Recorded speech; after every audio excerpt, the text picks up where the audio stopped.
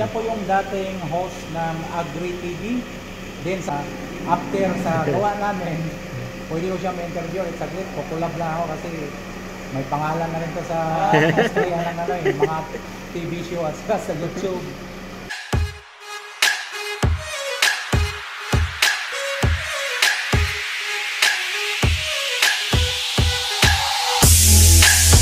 Hello, this is amigo Rolando once again. So, hello mga ka-amigo, bali dito tayo ngayon sa lugar ng Quiapo ba ito bro?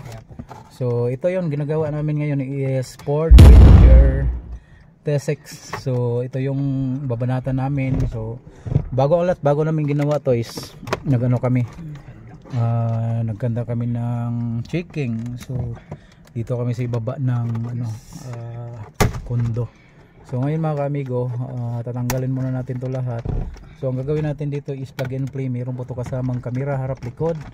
At saka meron din to GPS antenna. At saka plug and play po siya. Hindi po siya ini-splice yung mga mga wire. So kagandahan dito mga ka-amigo, bago namin binaklas dyan, lahat is na check na po namin. So ngayon mga kamigo, ayan po ang original niya na stock.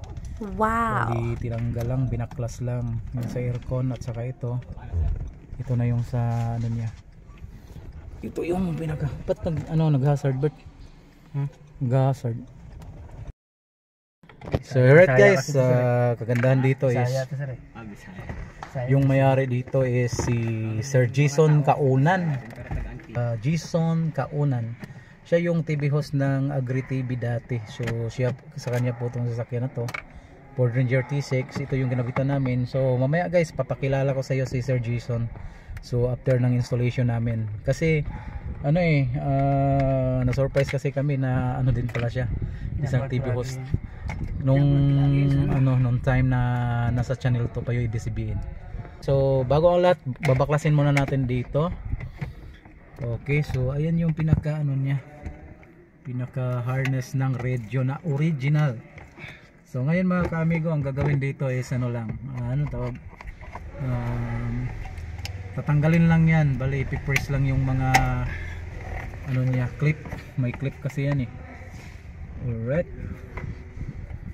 ayos si Jason Kaunan. So ayan mga ka-amigo, baklas na, tanggal na lahat. Ayan. Parang kilala ko si Sir sa video. Yeah. Yes. Okay. So mga ka-amigo, yun. Ito yung harness na gagamitin natin. Yan yung harness na yan. Ito yung harness ng pang Ford. So meaning, plug and play lang siya, socket by socket. Wala tayong splicing. So kagandahan yan, may CAN box. Kung nagtatanong kayo kung ano yung CAN box na yan, bigyan ko kayo ng clue o kaya idea sa CAN box na yan. Yung CAN box kasi ginagamit lang yan sa mga masisila na sasakyan like Ford Ranger, BMW, Trailblazer. So yan po yung laging may CAN box. Kung titingnan nyo, ito yung CAN box nyo. Yan. So yung pangalan niya is Highward. So yan yun sa Ford. Yan yung ginagamit natin para gumagana yung steering control, yung mga knob niya. Pero depende din yun sa sasakyan kung ma-adapt niya lahat. So ganun siya. So ngayon titesting muna natin mga ka-amigo. So EVN Navi Audio po yung brand natin. Kami po yung original na EVN. So ayan mga ka-amigo, natanggal na po namin yan. So ngayon ayusin na natin yung so ito yung Ford mismo mga ka-amigo. Dito tayo sa ibaba ng kondo. Yan kasama ko ngayon si Gilbert the Great. So ito, ililipat natin to. So dito tayo maglipat. Bali lang natin yung tools. Okay. Alright mga ka-amigo, gagawin natin ito, lipat natin to. Okay. Medyo madilim dito kasi nasa ilalim tayo. So ito mga ka-amigo, tinatanggalan ko lang ng mga tornilyo ha. Yan mga ka-amigo, yan Malapit na tayo matapos. Yan. Wow. Kinonek na natin sa panibago.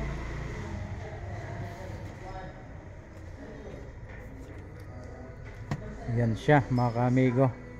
Bali check lang natin na hindi ito nag-i-stack up. Kasi minsan kasi nag-i-stack up to. Pero ngayon okay. Maganda yung frame. Hindi siya nag-i-stack up. Yon mga ka-amigo. Alright mga ka-amigo kong gwapo. Meron na tayong GPS na lagay. Mga ka-amigo, meron tayong 4G antenna. Alright mga ka-amigo, malapit na tayo matapos mga ka-amigo. Wow. So ito yung Ford Ranger T6 na binanata natin. Okay. Ayan na mga ka-amigo. Oh. Okay. Ayan na mga ka-amigo, bali nakabit na natin. Okay na yung gawa natin. So ayan na. So pakita ko lang sa inyo ha. Ayan, so ito na yung mga apps nya. So kompleto na yan sa apps. Meron na yung Netflix, YouTube, radio, Wiz, so navigation.